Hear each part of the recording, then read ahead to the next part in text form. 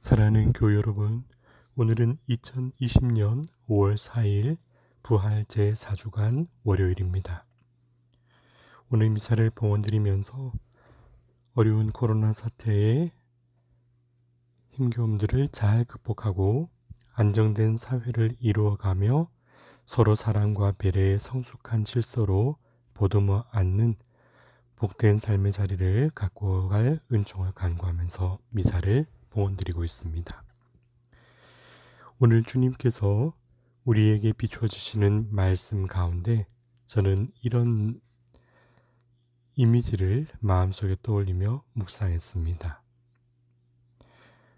오래전 배웠던 수학에서 집합에 대해서 다룬 기억이 났습니다. 어떤 A그룹과 B그룹이 있을 때 A 혹은 B, A or B, A 또는 B에 속한 모든 것을 아우르는 것을 합집합이라 하고요. A and B, A 그리고 B, A와 B 그룹의 공통적인 것만을 모으는 것을 교집합이라 불렀었습니다.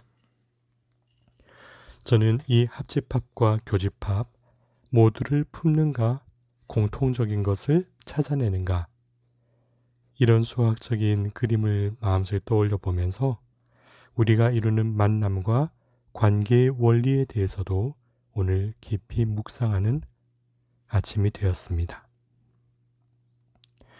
내 삶의 여정에서 이루어온 셀 수 없는 만남들이 있으시지요. 그 만남들 가운데 나의 영혼에 어떤 모습으로 머무르는 이들이 있는가 한번 살펴보면 어떨까요? 제가 3가지 순서를 한번 던져드릴게요.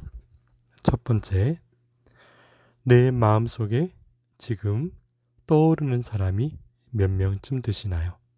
한번 꼽아보시면 좋겠네요. 많은 얼굴들이 스쳐가십니까? 두 번째, 그 가운데 내 마음을 열어 보여줄 수 있는 사람은 얼마나 됩니까?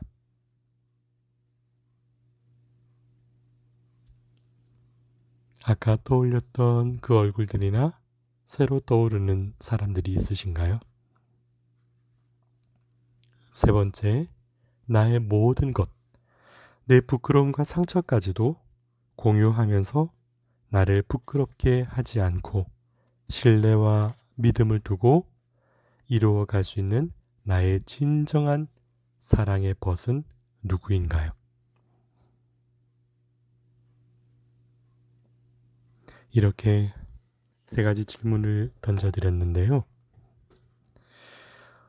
어떤 사람들이 마음속에 머무는가 하면 가장 소중하게 간직된 사람도 있겠고, 내 가슴 깊은 곳부터 간절한 그리움이 된 사람도 있겠고, 더 해주지 못해 아쉬움으로 남는 사람도 있을 수 있고요. 혹여 상처가 된 사람도, 혹은 떠나간 사람도, 심지어는 내 마음의 밭에서 제외된 사람도 있을 수 있겠죠. 여러 사람들을 마음속에 품으면서 저는 우리 삶의 궤적은, 내 삶의 궤적은 합집합으로 포용하는 만남이 되면 얼마나 좋을까 기도하는 마음이 됩니다. 어쩌면 교집합으로 나와 공통된 사람, 나에게 부합되는 사람, 내 마음에 드는 사람, 혹은 그 마음을 소통하거나 내 자존감을 인간적으로 만족시키는 사람에게 제한하는 것이 아니라, 혹은 그 반대로 내 삶에 가장 소중한 나의 인격을 성숙시켜주는 참된 동행의 여정을 나는 얼마나 알아보면서 살아갈까 하는 질문도 동시에 마음에 생깁니다. 옛 말씀에 양약은 고구요 충언은 사이다 하는 말이 있습니다. 양약은 고구, 좋은 약은 입에 쓰고, 충언은 사이다. 충성스러운 말은 귀에 거슬린다 라는 말이 있죠.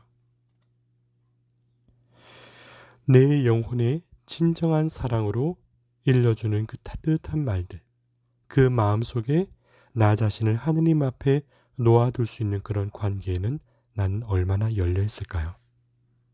혹은 내 삶이나 지위, 영성이 최고라는 우월주의 때문에 타인을 경멸하거나 차별하면서 아픈 상처를 만들어주고 있지는 않았는지. 저는 그래서 가끔 이런 질문을 던져 보곤 합니다. 한번 대답해 보시겠어요? 어느 꽃이 가장 훌륭합니까?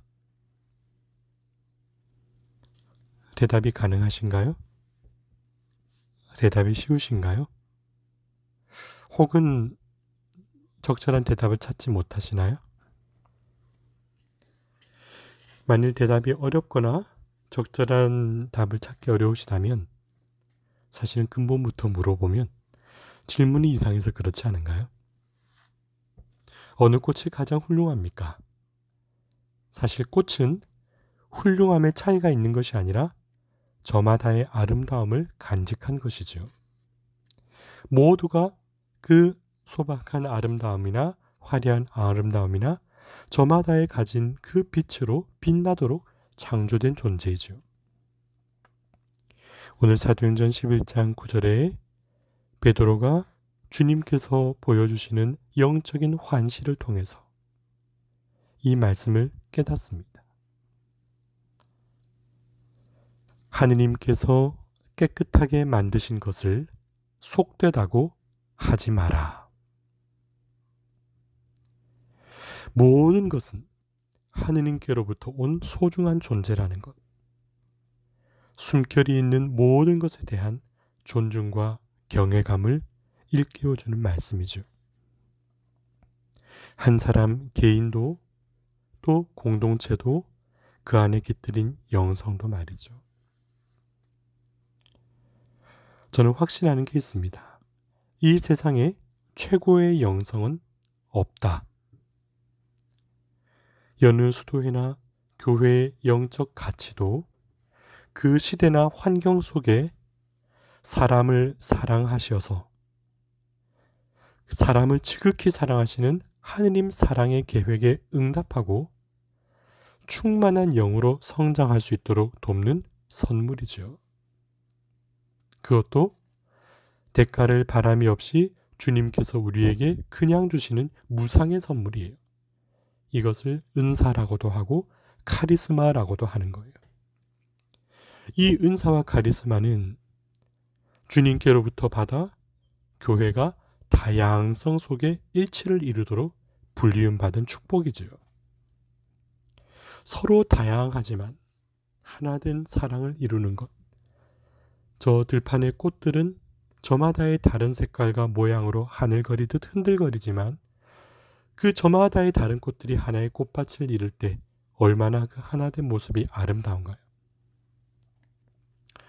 저는 가끔 이런 안타까운 왜곡이나 아첨이 섞인 말들은 참 싫어하는 편이에요.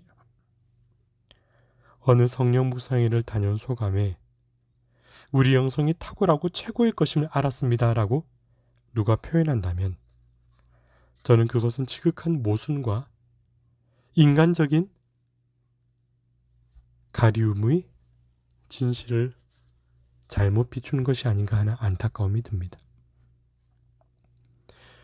성령을 체험하고 거룩한 은총 속에 나아가는 것은 은사에 대한 감각적인 만족이 목적이 아니라 기적이 이루는 놀라움이 목적이 아니라 어떤 성과나 찬란함이 그 이유가 아니라 우리를 사랑하시는 성령이 살아계심에 우리 가운데 현존하심에 대한 감사로움과 하느님 사랑 안에 나는 그 영에 대한 목마름을 갖고 얼마나 성숙하고 아름다운 삶을 이루어가고 있는가에 대한 회개와 그리고 더 작은 이로에 변화하고 싶은 그 소박한 기쁨이 순수한 목적이 되는 것. 성령으로 인한 사랑의 충만함을 이루는 것이 바로 그러한 체험과 기도의 목적이 되어야 되는 것이겠죠. 오늘 사도행전 11장 15절에도 성령께서 처음에 우리에게 내리셨던 것처럼 그들에게도 내리셨습니다 하고 전하고 있습니다. 모두가 영으로 충만하여 각자가 뿌리 내린 곳에서 하느님의 영광과 사람의 치유와 행복을 이루는 기쁨의 도구가 되는 것. 그것이 바로 성령께서 우리 모두에게 어린아이처럼 의탁하고 신앙의 마음의 문을 여는 모든 이들에게 아낌없이 주시는 은총의 모습이지요. 그러면 무엇을 주시는가? 우리 삶의 처지를 알고 우리의 간절한 기도를 아시기에 그것을 채워주는 사랑으로 다가오시는 분이 주님이시죠. 오늘 요한복음 10장 14절에 나는 착한 목자다. 나는 내 양들을 알고 내 양들은 나를 안다 하고 말씀하고 계십니다. 안다라는 것은 사랑한다라는 것이 전제가 될 때 이루어지는 말입니다.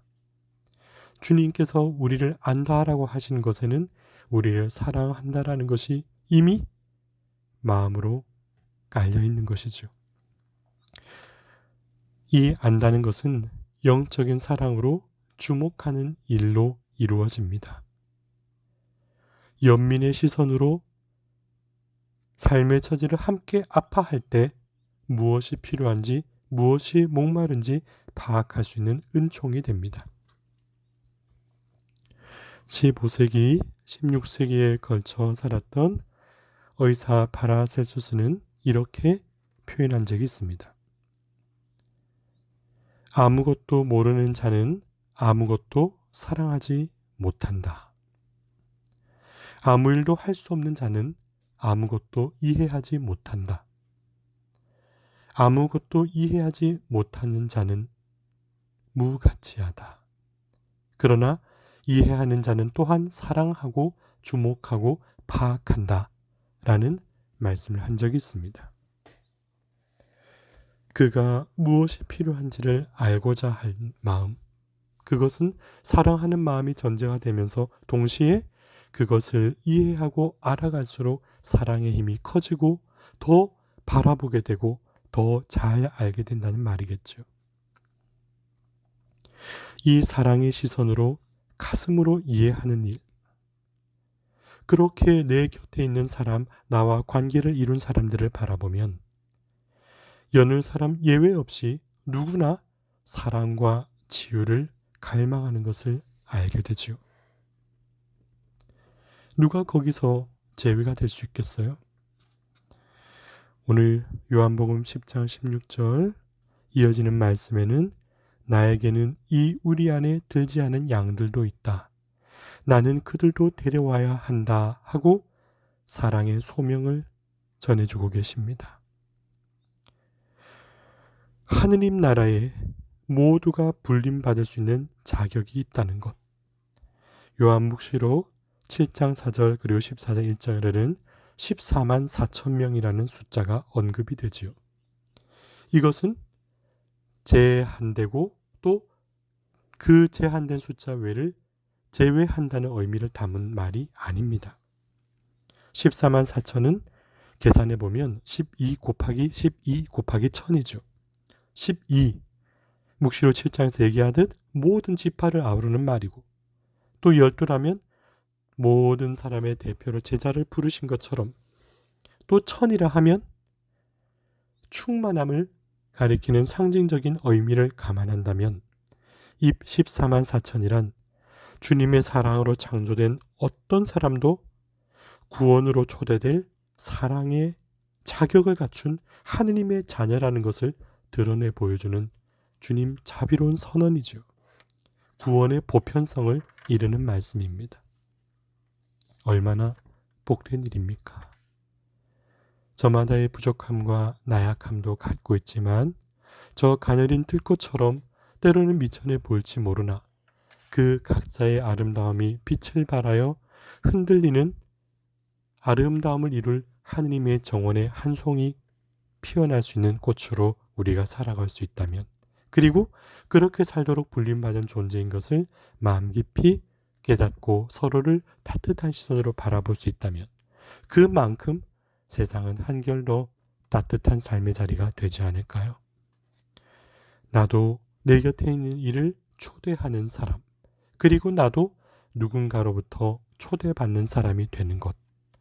그 은총으로 충만한 관계의 성숙과 보다 복된 내 삶의 시간들을 엮어갈 수 있기를 간청하면서 정성대 이민사를 봉헌드립니다.